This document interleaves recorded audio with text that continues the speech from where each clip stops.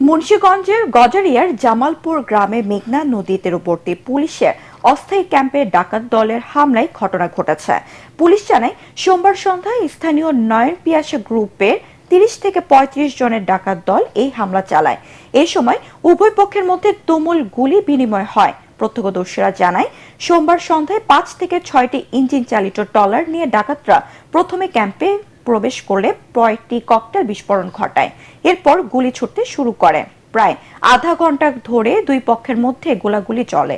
এক পর্যায়ে পুলিশের প্রতিরোধের মুখে টিকতে না পেরে ডাকাতরা পালিয়ে যায়। তবে এতে কোনো হতাহতের ঘটনা ঘটেনি। মুন্সিগঞ্জের পুলিশ সুপার মোহাম্মদ শামসুল আলম সরকার জানায়, অস্থায়ী পুলিশ ক্যাম্প স্থাপনের পর এই এলাকায় ডাকাত দল অপরাধ কর্মকাণ্ড চালাতে পারছে না, সে কারণে এই হামলা চালানো হয়। আগামী নৌ ডাকাতদের বিরুদ্ধে পুলিশ আরও কঠোর হবে বলে জানান তিনি। গত শুক্রবার এই অস্থায়ী পুলিশ ক্যাম্পটি চালু করা হয়।